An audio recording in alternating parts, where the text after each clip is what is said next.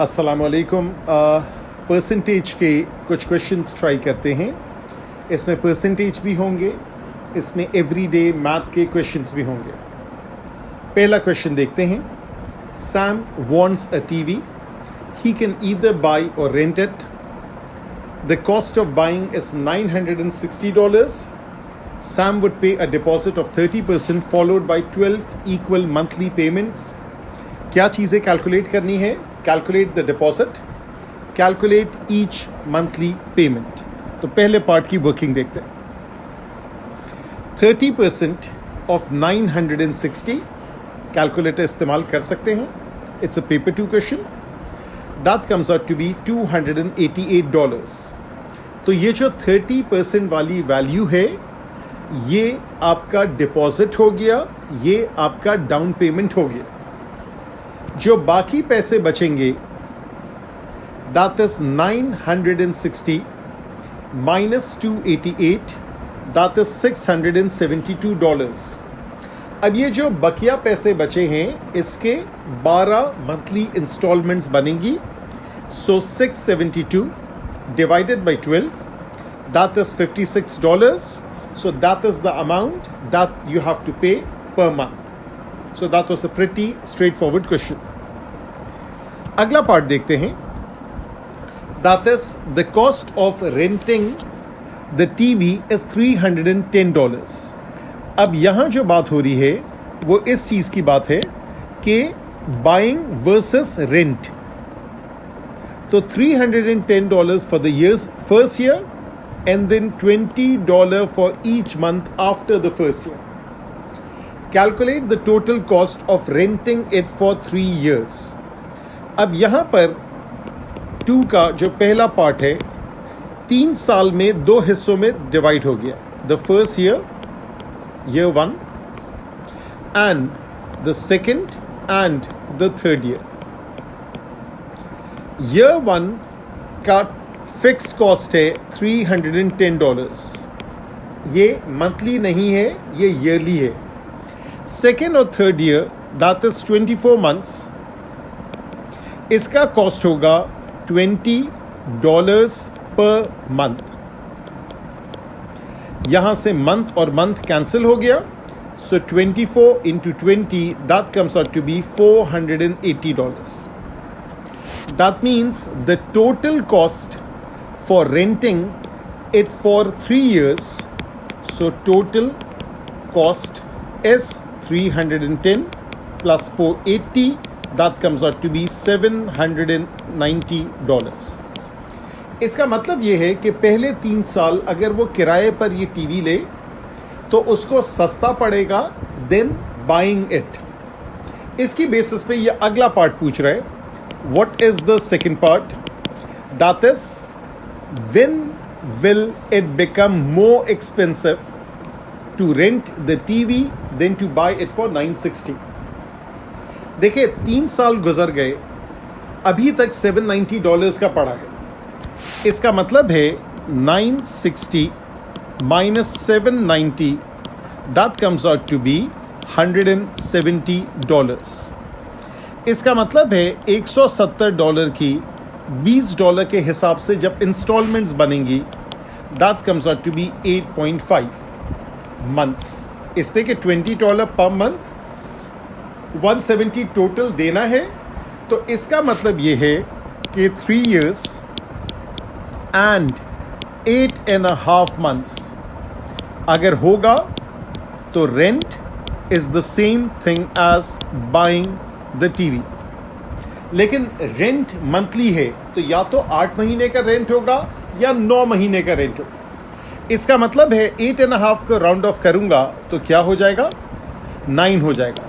That means जब 3 साल and 9 months गुजर जाएंगे, so therefore renting will be more expensive than buying the TV. सही है? चले, ये चीज भी क्लियर हो गई।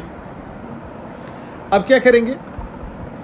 अब हम लोग तीसरे पार्ट में चलते हैं। इन अ cell, a television is reduced from $960 to $900. Calculate the percentage discount. Reduction की बात है, इसलिए डिस्काउंट की परसेंटेज वो पूछ रहा है. Original price is 960. Final price is $900. Difference, loss, discount, ठीक है, जो भी नाम दे दें, that is $60. ये जो डिफरेंस आया है, ये कौन सी वैल्यू के ऊपर डिफरेंस आया है? ये ओरिजिनल पे आया है.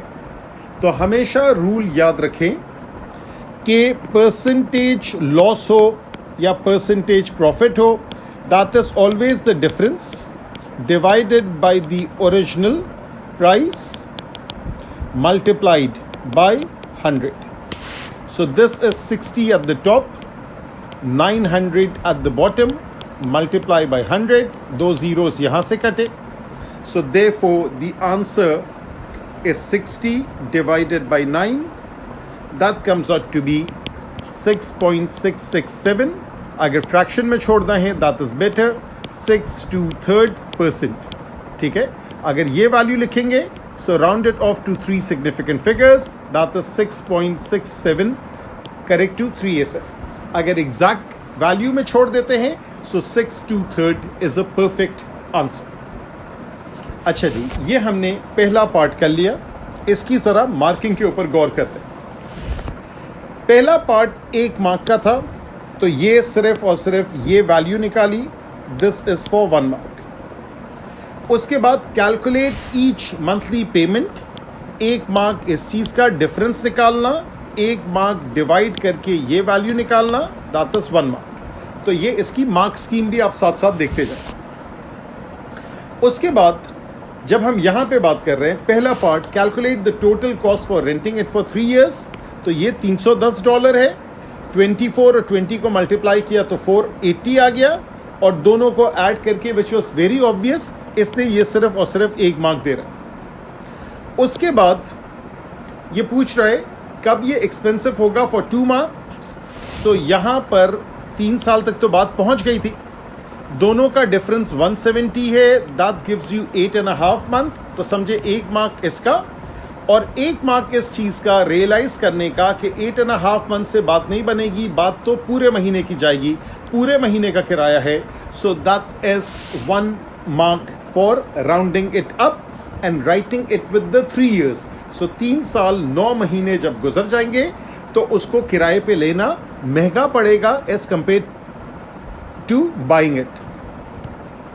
फिर क्या चीज़ है? फिर 2 मार्क का बिल्कुल बेसिक किस्म का सवाल है. एक चीज़ तो ये है कि आपने डिफरेंस निकाला, दैट इज फॉर 1 मार्क. आपने वो फ्रैक्शन निकाला, that is for 1 more mark. ठीक है, तो इसकी बेसिस के ऊपर आपको 2 मार्क्स मिल जाएंगे. 1 मार्क यहाँ आ गया और 1 मार्क यहाँ पे आ गया. ठीक है, तो इस तरीके से हमने इसकी वर्किंग भी देख ली. अब दूसरा क्वेश्चन देखते हैं. इन 2000 the cost of a packet of nails was $4.20.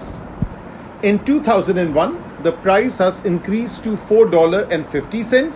Calculate the percentage increase in the cost of a packet of nails. पहले पार्ट के लिए दोनों वर्जन में मैं वर्किंग कर देता हूं, the dollar version and the cents version. Dollar version में original price is $4.20. Final price is $4.50. Difference is 0.30. ये सारा कुछ डॉलर्स में है. जबकि मैं सेंट्स की बात करूंगा, original price 420 cents, final price that is 450 cents. The difference is 30 cents. ये दोनों में फर्क आ गया. Calculate the percentage increase. Percentage increase, यहाँ पे जो इंक्रीज था वो था 0.30. यहाँ पे ओरिजिनल था 4.20. यहाँ पे परसेंटेज इंक्रीज है, 0.30 डिवाइडेड बाई 4.20 इंटू 100. यहाँ पे इंक्रीज 30, यहाँ पे ओरिजिनल 420, यहाँ पे percentage increase that's 30 over 420 into 100. ठीक है, रूल क्या है? लॉस हो या प्रॉफिट हो, डिस्काउंट हो, इंक्रीज हो, डिक्रीज हो, जो भी डिफरेंस है वो ऊपर जाएगा न्यूमरेटर में, ओरिजिनल प्राइस डिनोमिनेटर में, and multiplication bye 100 is part of the game. इसलिए कि आपको कन्वर्ट करना है. यहाँ पे 2 जीरोस यूं घुमा देंगे आगे, यहाँ पे 2 जीरोस आगे. सो बेसिकली यही वाली वर्किंग हो गई. ये जीरो कैंसिल हो गया, 3 1s and 3 14s. So therefore 100 divided by 14, it's a paper 2 question. This comes out to be 7.1428. आपको राउंड ऑफ करना है. This is first significant, second, third. This is the fourth significant figure. So this comes out to be 7.14%. That is the percentage increase in this object in a year's time. सन 2000, सन 2001, तो एक साल में कितना percent increase हुआ, कितनी inflation बढ़ गई, कितनी महंगाई बढ़ गई. That is 7.14%. This thing is done. अगला पार्ट देखते हैं. It says a new cereal packet contains 20% more than the old packet. The new packet contains 264 grams of cereal. Calculate the mass in one of the old packets. ठीक है, अब ये याद रखिएगा कि ये जो ओल्ड पैकेट है, this is like the original thing. So old is original, और द न्यू पैकेट जो है that is something like the final thing. ठीक है, तो cost price, selling price, original price, final price, old price, new price, या quantity, price या quantity, जो चीज भी समझ लें. अब इसको करने के 2 तरीके. पहला तरीका that is based upon algebra. So the algebraic method वो ये है कि जो भी आपकी प्राइसिंग होती है वो ओरिजिनल के ऊपर होती है. लेट द ओल्ड प्राइस या कितना है weightage, let the old weight be x dollars, x grams. ठीक है, बार बार डॉलर्स या सेंट्स हमारे मुंह से निकलता है, इसलिए कि ज़्यादातर चीज़ें उसकी होती है, लेकिन ये वेट का चक्कर है. And there is a 20% increase. Therefore 20% of x, that is 20 over 100 of x. Of का मतलब है मल्टीप्लाई, तो यहाँ पे हम डायरेक्ट यू x लिख देते हैं. So the new weight should be the old weight plus the increase. Old weight is x, new weight is 20 over 100x, which comes out to be, after LCM, 120x over 100. अब ये जो price है, ये जो wait है 120x over 100, ये किसके बराबर है? ये 264 के बराबर. मुझे क्या ढूंढना है? मुझे x ढूंढना है. That was the original wait. So therefore if I make x the subject, that is 264 into 100 divided by 120, और इसकी वर्किंग करते हैं कैलकुलेटर में. 26400 100 से मल्टीप्लिकेशन की वजह से divided by 120, that comes out to be 220. That means the original weightage of this packet was 220 grams, और 20% इंक्रीज होने के बाद 264 हो गया. यहाँ अक्सर लोग क्या गलती करते हैं? वो गलती ये करते हैं कि वो 20% ऑफ 264 ले लेते हैं. कभी भी नहीं कर सकते. जब भी कोई परसेंटेज लेनी हो, चाहे प्रॉफिट हो, चाहे इंक्रीज हो, चाहे लॉस हो, चाहे डिस्काउंट हो, चाहे डिक्रीज हो, ये सारे का सारा हमेशा ओरिजिनल प्राइस या कॉस्ट प्राइस के साथ होता है. ठीक है, तो remember this thing. Now the easier version of this working वो देख लेते हैं. इजियर वर्जन ये है कि आप 2 कॉलम्स बना लें. This is the old, this is the new. This is the original, this is the final, जो भी आप नाम दें। और क्या नाम दे सकते हैं अगर कॉस्ट होता? So this would be cost price and this would be selling price. ठीक है, यहां पर इस मेथड में आप ये करते हैं कि आप कॉलम बना के वर्किंग करते हैं। This is old, this is new.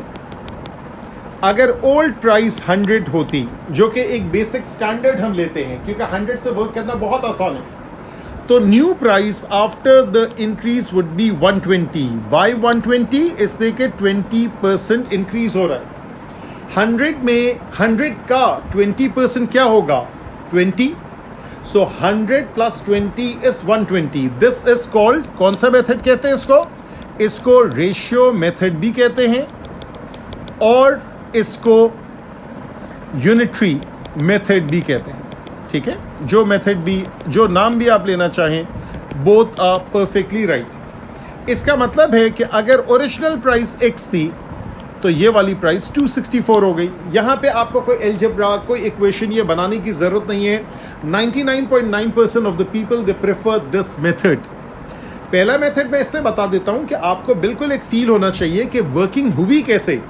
लेकिन second method is convenient, faster, shortcut. इसलिए कि एग्जाम में सिर्फ आपको एग्जामिनर को अपनी वर्किंग से इंप्रेस नहीं करना है, आपको सही वर्किंग से इंप्रेस करना है and that working better make sense. तो ये वाली वर्किंग मेक सेंस करती है। इसकी वर्किंग देख लें, इसको यूं मल्टीप्लाई करें, क्रॉस मल्टीप्लाई करेंगे। Therefore x into 120 is equals to 264 into 100। x is equals to 264 into 100 divided by 120. Therefore, x comes out to be 220 grams. Therefore, the original weight of the old packet, the weight of the old packet, the original weight is 220 grams. तो ये method भी किया, ये method भी किया। अब तीसरे part पे चलते हैं। A builder bought a large number of bags of cement. As a result, he was given a discount of 7%. उसको 7% का डिस्काउंट मिला। अब ये कह रहे हैं कि जो डिस्काउंट की वैल्यू है वो $910 है। Calculate how much the builder paid for the cement. अब यहां पर भी दो किस्म की वर्किंग हो सकती है। एक एल्जेब्रा की बेसिस के ऊपर हो सकती है। दैट इज, अगर मैं एल्जेब्रा की बेसिस पे करूं तो मैं ये कहूंगा कि original price was $Y and 7% of $Y is 7/100Y। यहां तक सही है ना? मेरे पास ओरिजिनल प्राइस है, ना मेरे पास फाइनल प्राइस है, ना मेरे पास कॉस्ट है, ना मेरे पास सेलिंग प्राइस है। डन। मेरे पास सिर्फ डिस्काउंट की वैल्यू है। तो वो कह ये रहा है कि ये जो डिस्काउंट की वैल्यू है वो 910 है। तो आप सीधी सीधी वर्किंग कर लें। 7/100 multiplied by y is equals to 910. Therefore, y is 910 into 100 divided by 7. So therefore, 910 divided by 7, that's 130 and 2 zeros, so 13000. That means वो जो बिल्डर ने जो पैसे दिए हैं, that is $13,000. How much the builder paid for the cement? तो ये $13,000 original price है। Keep that in mind. ठीक है, बिल्कुल बच के रहेगा। देखिए मार्क्स कितने हैं? 3 मार्क। तो जरा सा तहम्मुल से, जरा सा सोच विचार से, जो ओरिजिनल प्राइस है वो 13,000 है। 7% ऑफ 13,000 वो तो आपको ऑलरेडी पता है, दैट इज $910। ये डिस्काउंट मिला, इसका मतलब है builder paid 13,000 minus 910, so that's 13000 minus 910, that comes out to be 12,090। उसने इतने पैसे दिए। ये अलजेब्रा के तरीके से मैंने किया, जिसमें कोई खामखा की वर्किंग नहीं थी, स्ट्रेट फॉरवर्ड था. Now let me do it one other way, बल्कि शायद दो तरीके से और होगा. पहली चीज ये है कि यहां मैं ये वर्किंग करता हूं कि जैसे हम लोग लिखते हैं कॉस्ट प्राइस और फाइनल प्राइस और ये चीजें जो लिखते हैं, तो इसके अंदर हम लोग कॉलम बना लेते हैं कॉस्ट प्राइस, सेलिंग प्राइस. पहले देखते हैं ये वर्क करेगा कि नहीं, क्योंकि ना मेरे पास कॉस्ट प्राइस है ना मेरे पास सेलिंग प्राइस है. अगर कॉस्ट प्राइस 100 है, सेलिंग प्राइस 93 है, इसलिए कि 7% का डिफरेंस है. अगर कॉस्ट प्राइस x है तो सेलिंग प्राइस जो है दैट इज x माइनस 910. ये एक वर्किंग है जो कि मेरे ख्याल से कुछ लोगों के लिए मुश्किल हो जाएगी. ठीक है, ये वर्किंग है, यानी 100 वाली चीज 93 में जाएगी, तो जो चीज x की है उसमें से $910 का डिस्काउंट मिलेगा. Let's try it out. Try करने में कोई हर्ज नहीं है. Never be afraid of trying. So therefore cross multiply, that is x into 93 is 100 into x minus 910.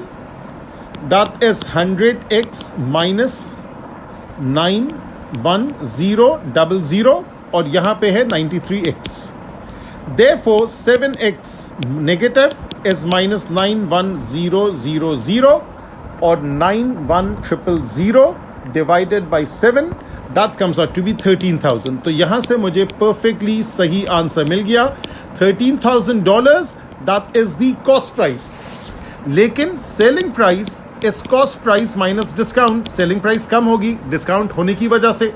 Therefore 13,000 minus $910, that is 12,090. that is the amount. this is one way of doing it. इससे भी एक shortcut तरीका है, वो ये है कि आप कहें कि अगर कॉस्ट प्राइस और डिस्काउंट प्राइस अगर मैं यूं कंपेयर कर लूं, can I work it out? या सेलिंग प्राइस और डिस्काउंट यूं भी कर सकता हूं. अगर कॉस्ट प्राइस 100 है तो डिस्काउंट है 7%. अगर कॉस्ट प्राइस x है तो डिस्काउंट है 910. Make sense? मैंने कॉलम बनाया था, देखिए हम रेशियो खेल रहे हैं, तो डिपेंड करता है मैं किसके साथ कॉलम बनाना चाहता हूं. अगर कॉस्ट प्राइस 100 है तो सेलिंग प्राइस 93 था, 100 माइनस 7. लेकिन इस मरतबा मैंने कॉस्ट प्राइस और डिस्काउंट वैल्यू का ही कॉलम बना दिया. सो 100 बिकम्स 7, लेकिन x becomes $910. Therefore, if I multiply it out, so therefore x into 7 is 910 into 100. Therefore, x comes out to be $13,000. Again, मेरे पास क्या चीज़ आ गई? मेरे पास ओरिजिनल प्राइस आ गई. Therefore, the amount that the builder will pay, that will be the selling price. So 13,000 minus 910, that comes out to be $12,090. This is another approach. दोनों approach में फ़र्क देखें. Cost price, discount, ठीक है, और cost price x है और discounted price जो है वो ये हो गई $910. इसी तरीके से मैं एक और वर्किंग भी कर सकता हूं, और वो वर्किंग ये है कि मैं कॉलम बना लूं सेलिंग प्राइस और डिस्काउंट का. Selling price, discount value. अगर डिस्काउंट 7% है तो सेलिंग 93 है, इसलिए कि 100 ओरिजिनल है. ठीक है, मैं और इसको लिखता हूं एक और तरीके से. आप देखिएगा वर्किंग किस तरीके से करते हैं. कॉस्ट प्राइस, सेलिंग प्राइस, बल्कि कॉस्ट प्राइस, उसके बाद मैं डिस्काउंट लिखता हूं, उसके बाद सेलिंग प्राइस लिखता हूं. ठीक है, अब वर्किंग देखते जाएगा. कॉस्ट प्राइस 100 है, डिस्काउंट 7% है, सेलिंग प्राइस है 93. कॉस्ट प्राइस अननोन है, y लिख देता हूं. डिस्काउंट जो है वो $910 है. Therefore selling price x है. अब मेरे पास दो ऑप्शन है, अगर मैं यूं वर्किंग करूंगा तो ये वाली वर्किंग हो गई, और अगर मैं यूं वर्किंग करूंगा, so now this is the working that I'll use. I'll get the selling price directly. अब वर्किंग चेक कीजिएगा, यहां पर u मल्टीप्लाई किया, यहां पे u मल्टीप्लाई किया, 7x is 93 into 910. Therefore x is 93 into 910 divided by 7. 93 into 910 divided by 7, that comes out to be 12090.